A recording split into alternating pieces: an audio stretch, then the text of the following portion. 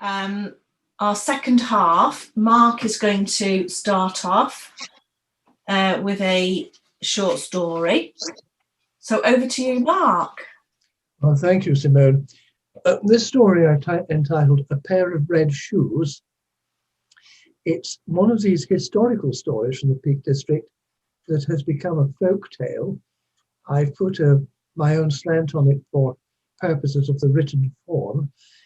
I've stuck to the history as far as it's known, and crucially, the crippling evidence that convicted the felon is accurate. It is a matter of record, incredible though it might sound. A Pair of Red Shoes. After Samuel Marston heard the news from his fellow steward, he knelt on the flagged floor of his shop and prayed for Hannah Oliver. Then he prayed for her murderer. Whispers had slithered from cottage to farm, all the way from Wardlow to Carver, tugging at prurient ears. Had they blossomed into full voice in the tap rooms, which Samuel avoided?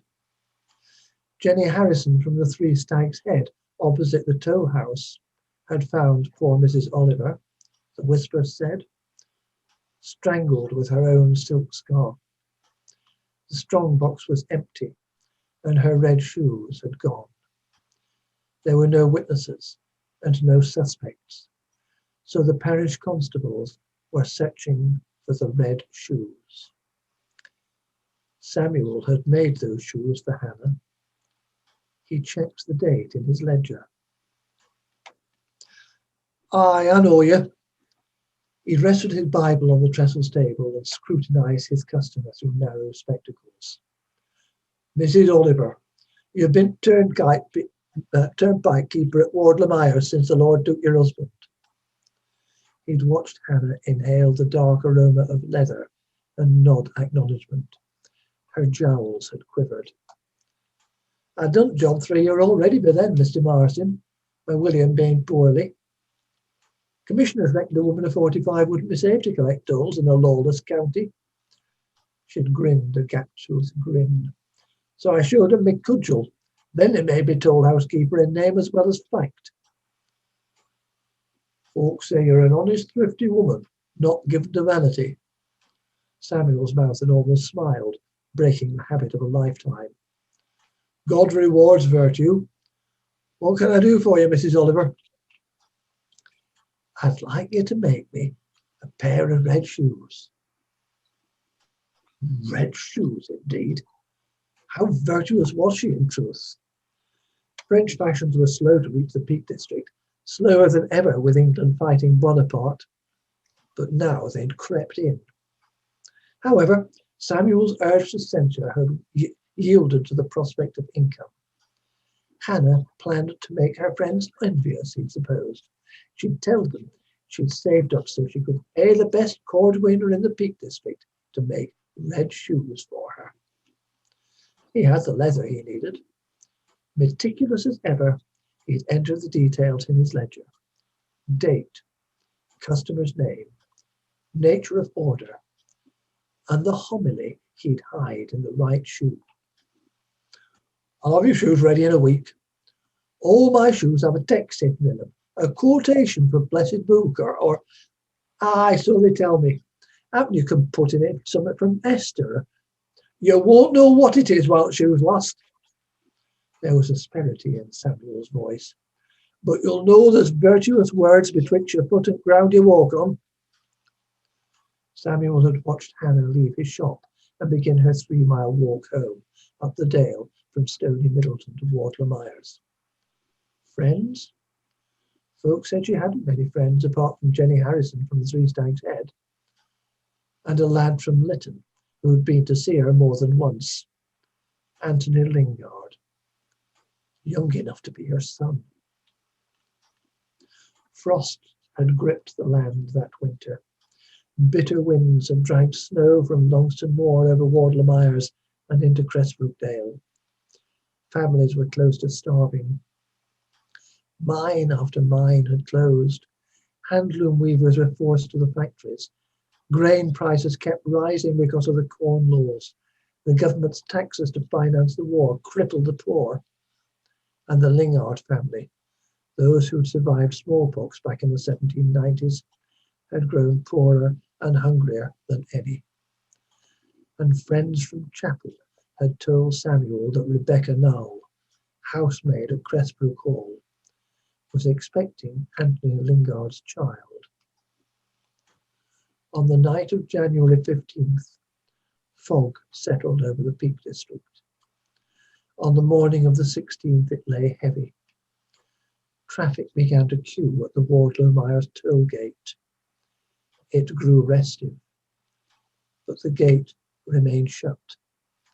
Hannah Oliver, the turnpike keeper, was dead. Samuel emerged from the fog, black cloak covering much of his face, and focused his narrow spectacles on Rebecca Nowell. Seeing how his appearance unnerved her, he smirked. "Tell me, Rebecca, did Anthony Lingard give you money today?" She whispered, "Yes," staring at her visitor. "Did Anthony also give you a present? A pair of red shoes?" Her jaw dropped, her eyes widened. "God sees all, Rebecca, and he speaks to me. Where did Lingard get them shoes?" "He said he got them off a peddler. Swapped them for a pair of worsted stockings." Samuel suppressed a cold laugh. A peddler foolish enough to make such an exchange would starve for want of business sense. He warned Rebecca that the red shoes would bring evil on those who kept them. Then he turned away from Cressbrook Hall. He was in Lytton later that day as the winter twilight deepened. Unseen, he watched Rebecca run into the village, hammer on the door of the Lingard's cottage, exchange words with Anthony, drop the red shoes at his feet, and scurry back towards Cressbrook. Unseen, he watched Anthony stare at the shoes, then carry them to the far end of the village and bury them in a haystack. Unseen, he walked back to Stony Middleton. On the following morning, Samuel returned to Lytton and distributed shillings among the households he deemed most in need. Hard-working and thrifty, he could afford Christian charity. He stayed longest with the Lingards, gave them shillings, and prayed with them. 2 days later, new whispers reached Stony Middleton. The constables had searched the Lingards' cottage and found a pair of red shoes under Anthony's bed. Anthony had been arrested, charged with the murder of Hannah Oliver, and taken to Derby jail. He would face the assize under Sir John Bailey on the 24th of March. On the 23rd of March, having received his summons and prayed in the early morning darkness, Samuel picked up his ledger and walked the 35 miles to Derby. He stayed the night at an inn on the edge of the town. He drank only water. Owing to the lack of compelling evidence, the trial seemed likely to end in Anthony Lingard's acquittal. Jenny Harrison testified to the discovery of Hannah's body and the absence of her red shoes. Anthony repeated his story. A peddler had given him the red shoes for a pair of worsted stockings. He presented them to Rebecca, but she'd returned them, so he'd thrown them away. He couldn't explain how they'd appeared under his bed. An ill-wisher must have planted them there. Rebecca insisted she return the shoes to Anthony because God had told her there was evil in them. She said nothing about Samuel's visit. The constables described their inquiries and reportedly found no trace of the alleged peddler. However, absence of evidence was not evidence of absence, and Anthony stuck to his story. Then Samuel Marsden was summoned to the witness box, bringing his ledger. He swore his oath with his eyes turned heavenwards. The red shoes were handed to him. "Aye, I made them," he acknowledged, settling his narrow spectacles on his nose. Seat stitching. No other cordwainer to make shoes that road. Are they the pair you made for Hannah Oliver? Asked the prosecutor. Well, can't say just by looking at them, but you could find out. Samuel explained that he hid a moral maxim or a biblical quotation inside the right sole of every pair of shoes he made, and no two pairs held the same homily. He opened his ledger. This is what I put in shoes I made for Mrs. Oliver last November. Sir John Bailey extended a gloved hand. Show me the entry, Mr. Marston. Sir John took the ledger. He read the homily. A small, icy smile graced his lips. Thank you, Mr. Marston. The court now requires you to dismantle the right shoe and to recover the slip of paper from the sole. It pained Anthony to destroy the beautifully crafted shoe, but he obeyed. The injunction on the paper extracted from the sole was identical to the one beside Hannah's name in the ledger. Commit no crime. Spring was segueing into summer. Samuel knelt atop the peter stone and prayed beside the gibbet on which Anthony Lingard's hanged corpse swung. He sensed eyes watching him. The new turnpike keeper at Wardler Myers half a mile away, and the skeletal old man who had shuffled down to the peter stone from Lytton, wailing and weeping. Samuel paused in his prayers and looked. He didn't rise from his knees. God knows and God sees and knows all, Mr. Lingard, he said. Be comforted, I beg you. Anthony repented his sins, so God has forgiven him. But those who are responsible for this, Mr. Marston. The old man gestured at his son's body swinging in the breeze, the chains creaking. All them in yon court has condemned him. Can God forgive them for their cruelty? Because I haven't forgiven them, and I never will.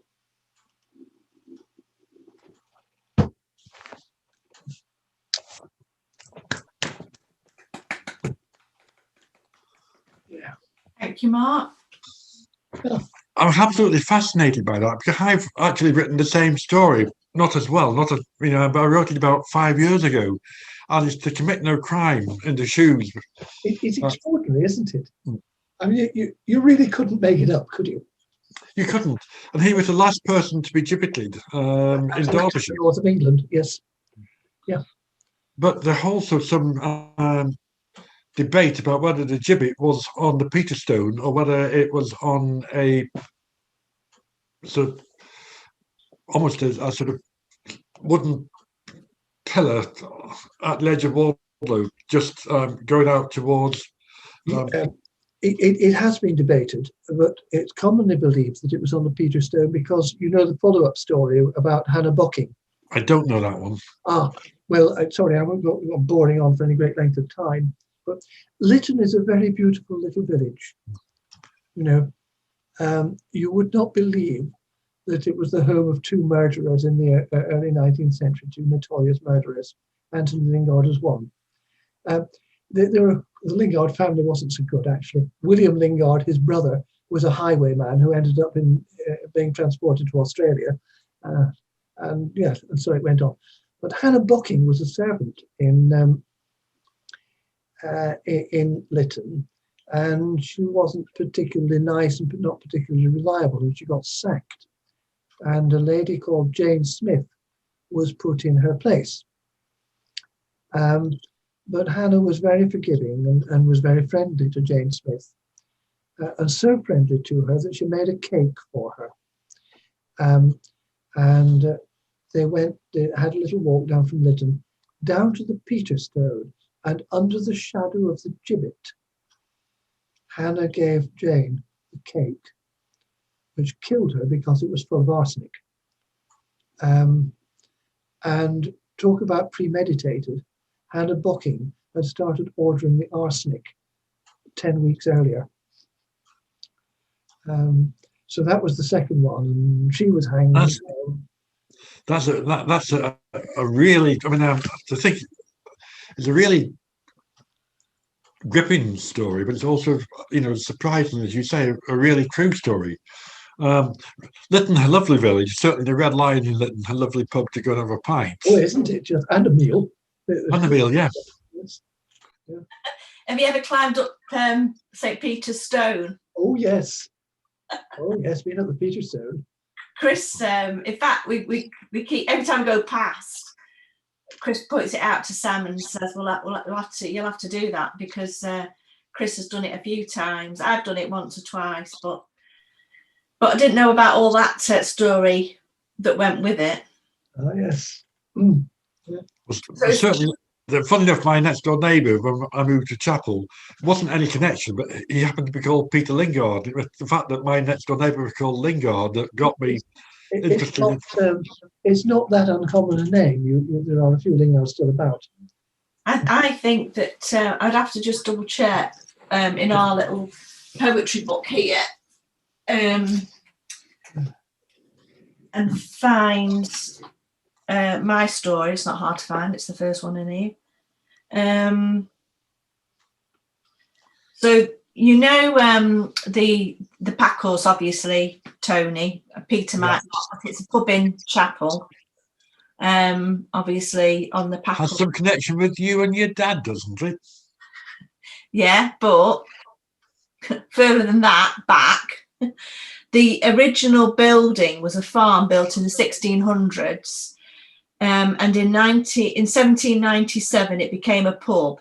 Obviously it was on the Packhorse route, and the first landlord was William Lingard. What? Not my dad. No, you don't look that old. So there you go. So I wonder if it was a relation of the Lytton Lingards. Quite possibly. It would be possible to find that out. I mean, it's just a matter of spending a lot of time figuring up microfiche copies of parish records. Not enough hours in the day. I'd love to do all that. Yeah. Who's who? Right, and could be a relative to who you live next door to. Tony. I'm sorry? Is that your clock? It's 10 minutes. It's 10 minutes fast. I apologise for that. It's usually slow, and then it sort of has a hissy fit, and it's sort of occasionally it's spot on, and then it's I brag about it, but it tends to let me down in Zoom meetings. Either it chimes when it shouldn't do, or it doesn't chime when it should do. But it's 220 years old, so it's got an excuse about it. But right, who would like to go next? It's Peter's turn, isn't it?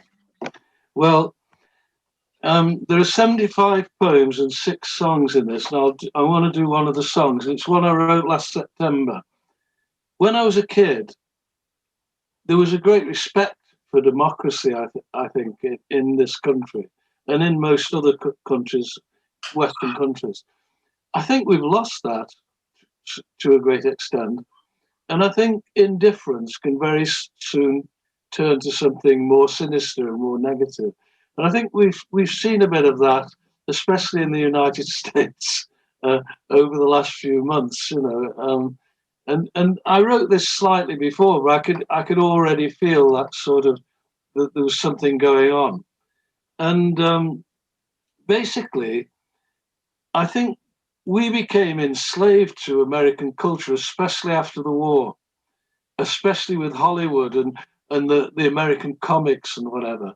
And so that's what this is about, really. And it mentions various film figures and whatever. It mentions James Monroe, the American foreign policy, the Monroe Doctrine, which was responsible for all sorts of terrible things that went on in the 50s and 60s, including Vietnam. It mentions Adam Smith, the 18th century Scottish philosopher, and sort of wrote the first sort of capitalist Bible, really, the Bible of private enterprise. It mentions all sorts of other people, Yeats even, George Orwell, and whatever, and various other things, just to give you a sort of flavour of it. It's not very long though, that's the good thing about it. It's called Things Falling Apart.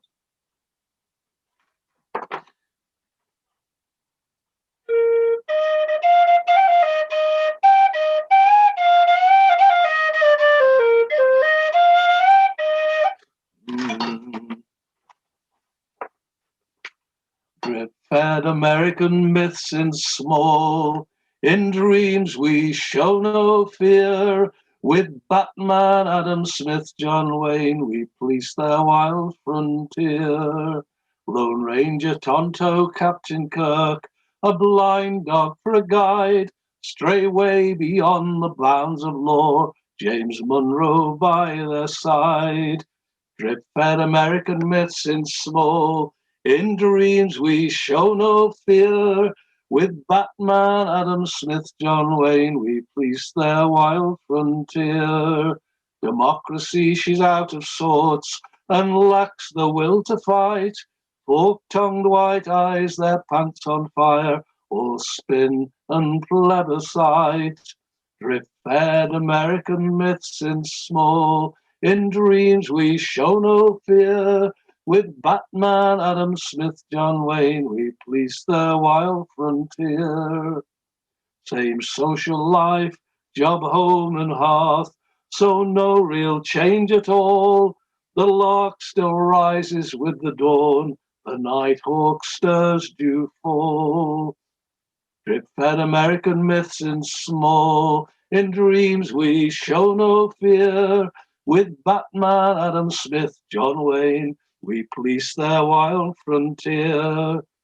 Before folk realize the truth, what's really going on, it's way beyond the midnight hour, the falcon flown, Maud gone. Drip-fed American myths in small. In dreams we show no fear. With Batman, Adam Smith, John Wayne, we police their wild frontier. Betrayed by neighbor, colleague, friend, just one word out of place. Those cyber spooks will cook your goose, Big Brother on your case. Drip-fed American myths in small. In dreams we show no fear. With Batman, Adam Smith, John Wayne, we police their wild frontier. Wolves gather round your patio, too late to put things right. Freedom's memory misspent, snatch squads at dead of night. Drip-fed American myths in small. In dreams we show no fear. With Batman, Adam Smith, John Wayne, we police their wild frontier. Take care, you intellectuals who stir with poem or song. I've no need to worry, 'cause I've done nothing wrong. Drip-fed American myths in small. In dreams we show no fear. With Batman, Adam Smith, John Wayne, we police their wild frontier.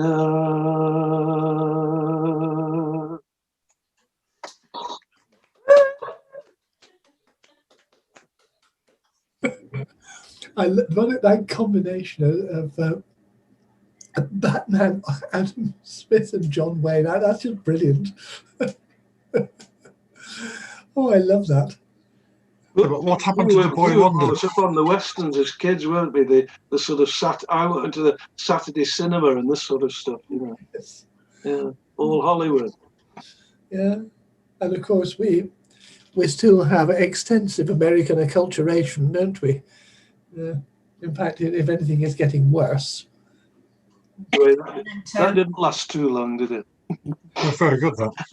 That's the best thing about it. God, sweet. That was very good. Tony, have you got anything else there? I've only got. I've started another book. I'm about a fifth of the way into it. I'm not absolutely certain whether it will develop into a book.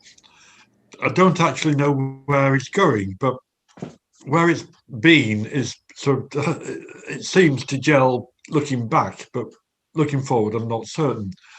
But what I'm trying to do is blend sort of crime fiction and humour. And I wonder if I could just try one page of one chapter and see if the humour works or if it doesn't, because I wouldn't mind feedback on that. This particular chapter, the person who is let's call him the villain, has prepared a list of possible candidates who he intends to kill, which would have the most impact, and then he intends to effectively use that impact to make himself feared and blackmailed. I won't go into the plot, but in this particular chapter, the villain, who is not known to the reader, just happens to be sitting in the dentist waiting to have his teeth done. And it goes like this. He didn't usually read women's magazines, but as he waited for the time to arrive when the dental hygienist would poke, prod, and scrape his teeth with her particular implements of torture, his choice of reading matter had boiled down to Woman's Own, Woman's Weekly, Hello Magazine, and Amateur Photographer.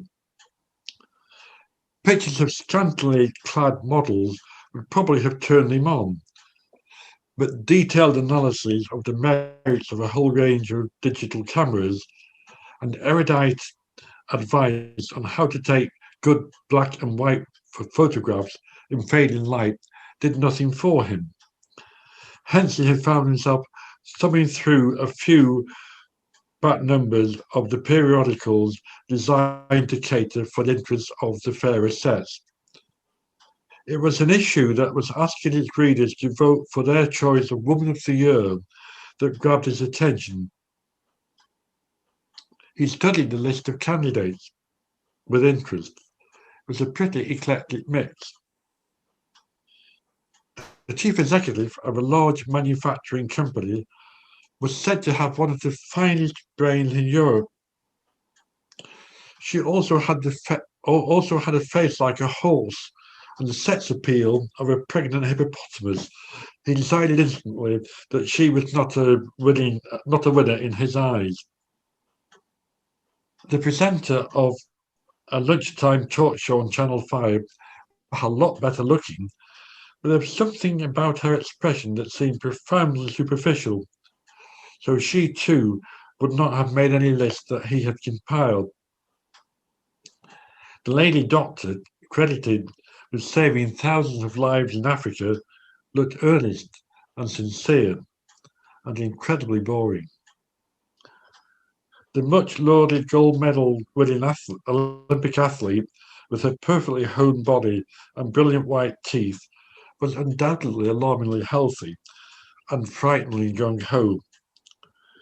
The junior minister with responsibility for work and pensions gave the impression that she was as hard as nails and endowed with considerably less compassion than Vlad the Impaler.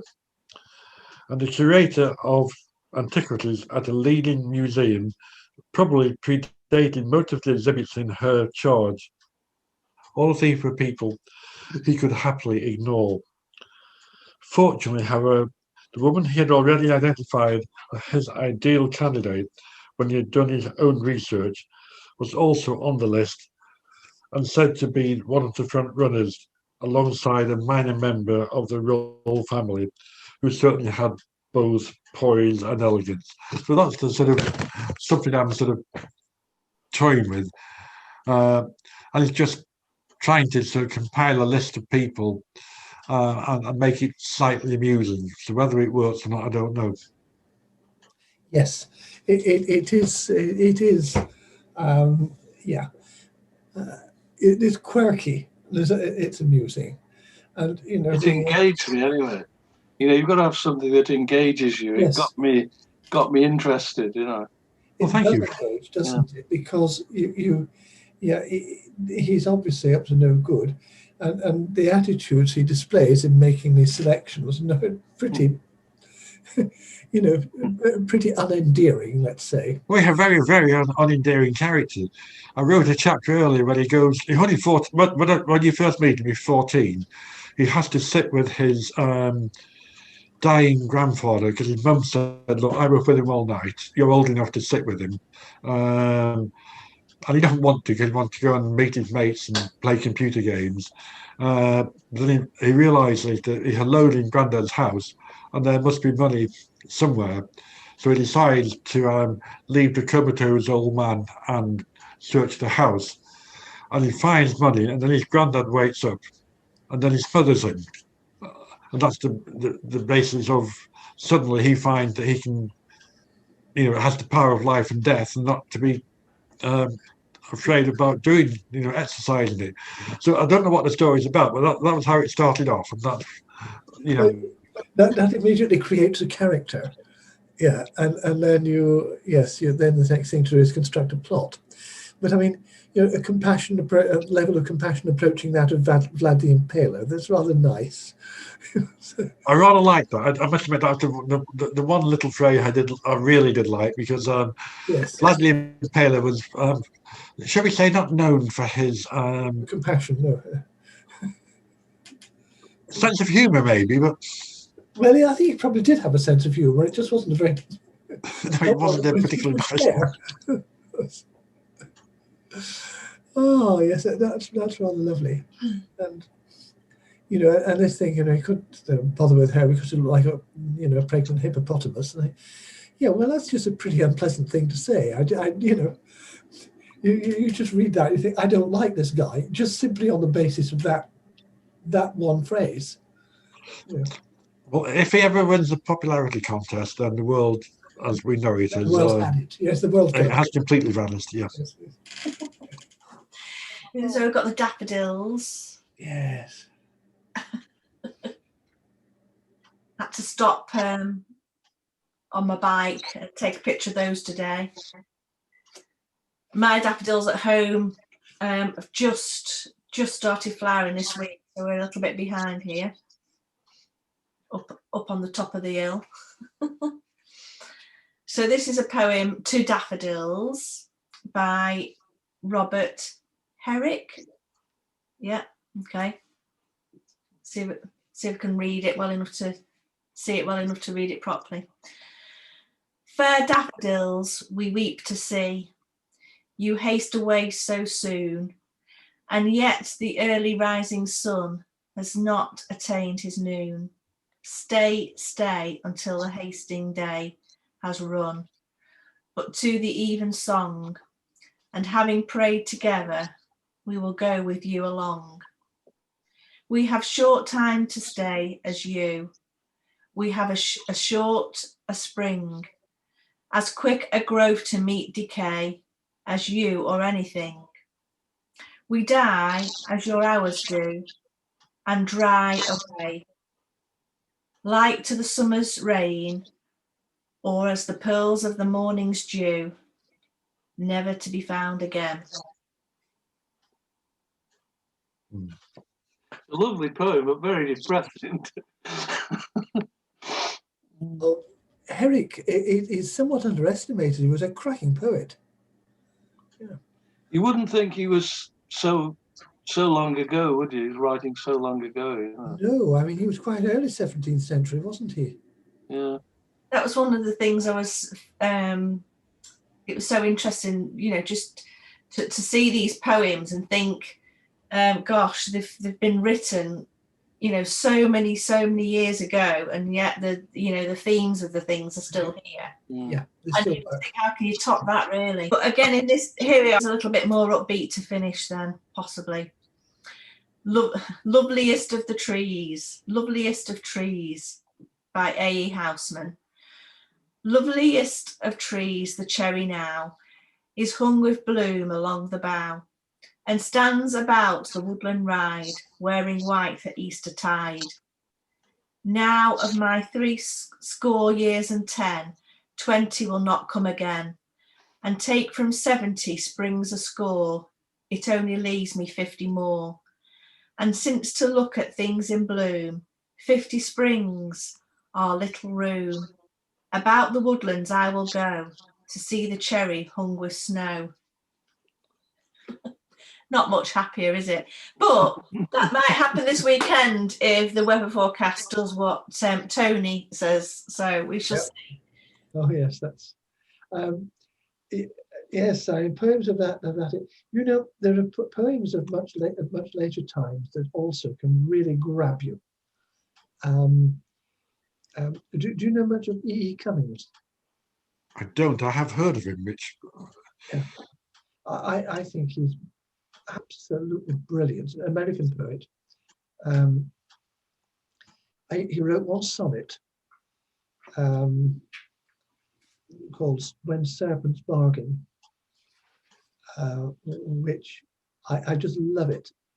Which goes, when serpents bargain for the right to squirm, and the sun strikes to gain a living wage, when thorns regard their roses with alarm, and rainbows are insured against old age, when every thrush may sing no new moon in, unless all screech owls have okayed his voice, and every wave signs on the dotted line, or else an ocean is compelled to close, when the oak must beg permission of the birch to make an acorn, valleys accuse their mountains of having altitude, and March denounces April as a saboteur, then we shall believe in that incredible, unanimal mankind, and not until. I like that. That is, yeah, I do like that. Yeah, I mean that's a poem and a half, isn't it? I mean, a cracking piece. Right. Okay. Well, lovely to see you all. It is a great evening. Okay.